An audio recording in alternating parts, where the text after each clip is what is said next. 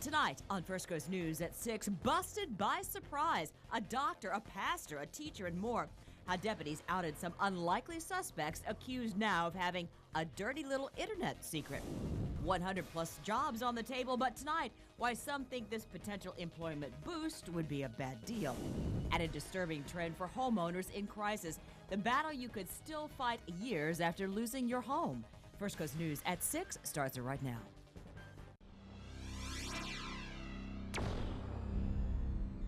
From the Information Center of First Coast News, this is First Coast News at 6. New tonight, we're gathering disturbing details about an online child sex sting with ties to our First Coast. 50 people were arrested from all over the state, Jacksonville down to Palm Beach. Deputies say when the suspect showed up at the home in the Orlando area, they were planning to have sex with who they thought was a child they met online, but that child was an undercover Orange County detective. And listen to the people accused tonight: a retired middle school teacher, a Disney employee, and a youth pastor. We are waiting for more information, but we are told that at least one suspect is from Jacksonville. Deputies say all answered website ads that offered, quote, fun with children in private locations.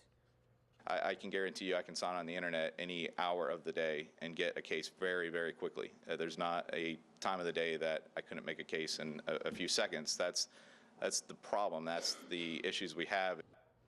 Many of the suspects already bonded out of jail. Detectives say none has prior arrest on similar charges. Right now, a meeting's underway in which several heated school topics will be voted on, including layoffs and raises. Patty Crosby is live at the school board meeting to break down tonight's issues. Patty? Hey, Shannon, three big issues that they're going to be deciding on tonight. They will actually have some votes. The first big issue we want to tell you about involves teacher layoffs. 18 positions could be cut.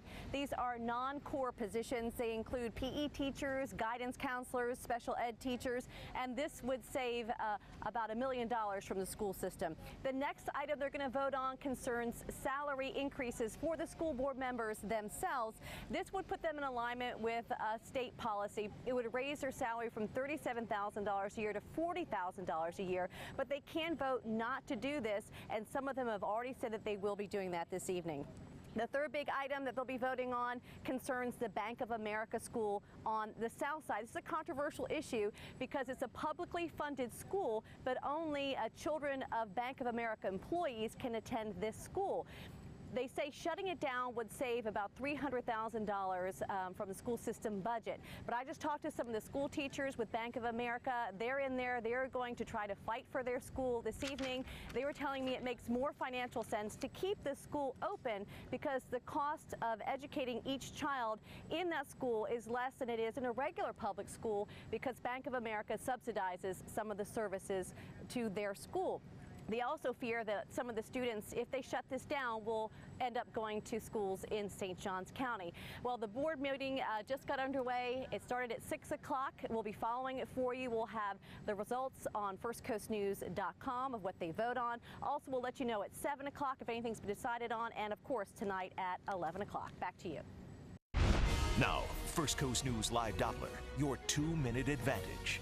And here's a look at the only live Doppler on the First Coast. Beautiful. In just a few minutes. Just in the last few hours, a deal voted through to bring a new Lowe's home improvement store and more than 100 jobs. Thing is, the store moves to St. Johns County Health Department. Jessica Clark is live at 6. Jess?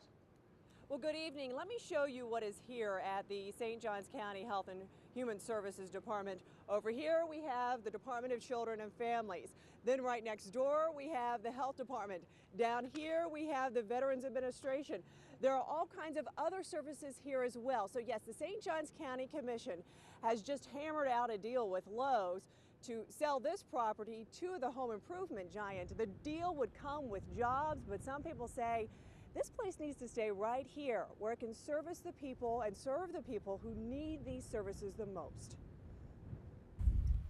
This sign for the St. Johns County Health and Human Services Department could soon. The county is looking at closing the sale with Lowe's sometime in 2012, but it could be several years, 4 maybe years, until we see Lowe's actually open its doors here. Live in St. Augustine, Jessica Clark, First Coast News. Thanks, Jessica. St. Johns County officials predict Lowe's would employ 125 people. The store would also need 80 construction workers to build it. The county plans to bid out the project to local contractors. An 80-year-old woman is in fair condition at the hospital. She was beaten unconscious inside her home. A report from JSO shows a person came to her home on the south side Monday. He said he missed the bus and needed to call his mother, so the elderly woman let him inside. The suspect then allegedly beat her until she blacked out. Her car was gone when she awakened. We've just learned that the suspect is now under arrest, though. 22-year-old Gregory Butler faces aggravated battery and robbery charges. A reward is now being offered for information about a missing St. Johns County woman. 34-year-old Rebecca Ware was last heard from about a year ago. The St. Johns County Sheriff's Office is now offering a $5,000 reward. Investigators did name a person of interest in September, her ex-boyfriend, who has a criminal history, but no charges have been filed. So call the number on your screen if you have any tips, 1-888-277-8477. A murder mystery at Jacksonville Beach. 4 days after a deadly shooting, there's still no leads. Jacks Beach police have only confirmed the identity of the victim, Joshua Register, a Jacksonville man and father of two. Register was found Friday in a condo community parking lot. Roger Weeder has been following this since the beginning, and Roger joins us live. Roger, while police are saying very little, you have learned a bit about the victim. Well, I sure have, Shannon. Joshua Register, the victim, was the father of two little girls. He was here Friday night, and that's by that dumpster is where he was shot, fatally shot. Now, I did talk to police today, and some of the things they're not really talking about too much yet are leads, suspect, and motive. But police say they're on the case, and a family is looking for answers. Joshua Register lived most of his 33 years in Jacksonville. Most recently, he called Riverside home, where his landlord described him as a polite and proud father of two.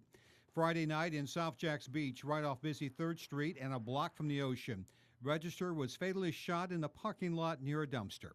Ocean's Edge, a condo community, is not an area associated with violent crimes. The manager here, Catherine Harrigan, told me residents are concerned. She says police have stepped up their presence at night. What led to shots being fired Friday night has police saying very little, 4 days after starting their murder investigation.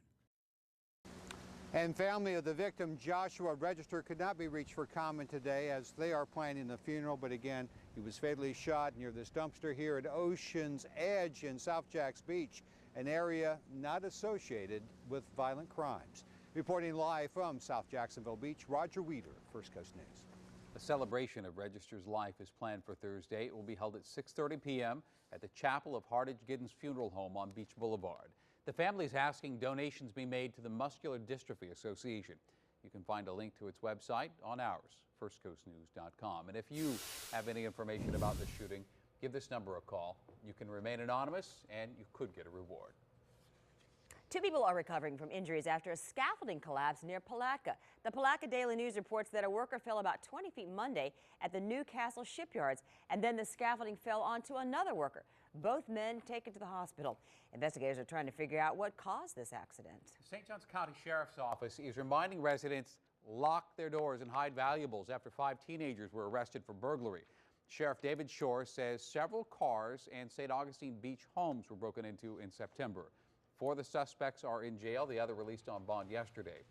They allegedly got in unlocked vehicles, sometimes taking the garage door openers to get inside the homes. Shore says they stole iPads and money, and one particularly hot item got them into trouble. Police used a stolen cell phone to track them down. A worst-case scenario and a reality for a lot of people these days, foreclosure. The whole new string of problems you could see after your house is gone. Plus, the group speaking out today saying the state is gambling away our future. And here is a look at the windy Jacks Beach Pier. Our chief meteorologist is up next with where the gusts will be picking up tonight.